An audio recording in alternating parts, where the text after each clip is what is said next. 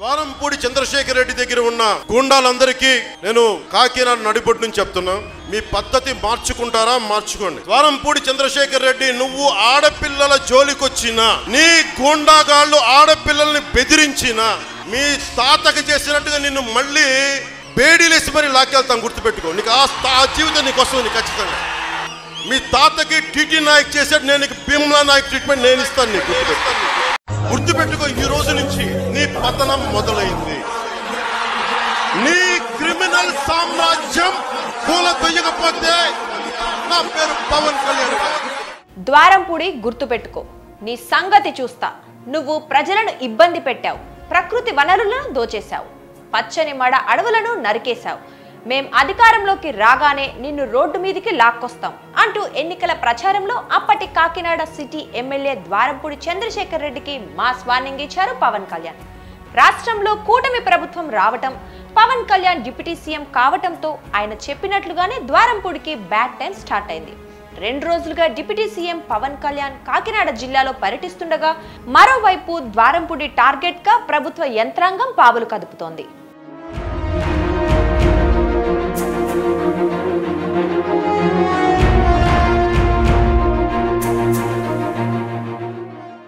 ఇటీవల కాకినాడలో పర్యటించిన పౌర సరఫరాల శాఖ మంత్రి నాదెండ్ల మనోహర్ చేసిన ఆకస్మిక తనిఖీల్లో భారీగా బియ్యం అక్రమ నిల్వలు బయటపడ్డాయి.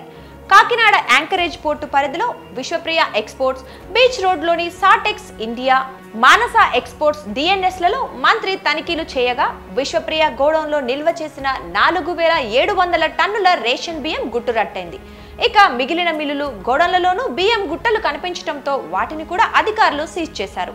ద్వారంపూడి కుటుంబం పేదల పొట్టకొట్టి ఆఫ్రికన్ దేశాలకు బియ్యం ఎగుమతి చేస్తోందని, కాకినాడ పోర్టును కబ్జా చేసి అసాంఘిక కార్యకలాపాలకు వినియోగించుకుంటోందని మంత్రి నాదెండ్ల మనోహర్ మండిపడ్డారు.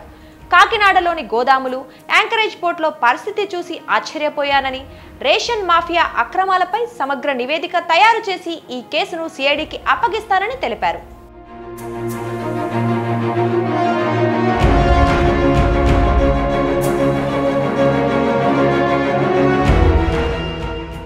అయితే ఓవైపు గోదాముల్లో తనిఖీలతో ఉక్కిరిబిక్కిరి అవుతున్న ద్వారంపూడి చంద్రశేఖర్ రెడ్డికి తాజాగా అధికారులు మరో షాక్ ఇచ్చారు. కాకినాడ మున్సిపల్ కార్పొరేషన్ పరిధిలో వైసీపీ నేత, ద్వారంపూడి అనుచరుడుగా ముద్రపడిన సూరిబాబుకు చెందిన అక్రమ కట్టడాన్ని మంగళవారం కూల్చివేశారు.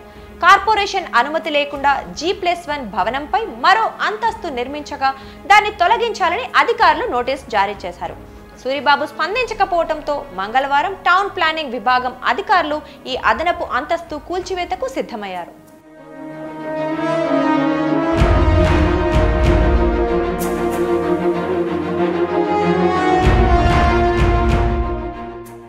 ఈ విషయం తెలుసుకున్న చంద్రశేఖర్ రెడ్డి తన అనుచరులతో కలిసి అధికారులను అడ్డుకున్నారు. ఒక దశలో అక్రమ కట్టడం కూల్చేస్తున్న మున్సిపల్ సిబ్బందిపై ద్వారంపూడి అనుచరులు ఇటుకలతో దాడి చేయడంతో సిబ్బంది అక్కడి నుంచి పరుగులు తీశారు. పోలీసులు పెద్ద ఎత్తున మోహరించినా మాజీ ఎమ్మెల్యే జోలికి వెళ్లలేదు. దీంతో గంట పాటు అక్కడ ఉద్రిక్తత చోటు చేసుకుంది. కొద్దిసేపటికి ద్వారంపూడి అక్కడి నుంచి వెళ్లిపోవడంతో తర్వాత కూల్చివేత పనులు ప్రారంభించారు.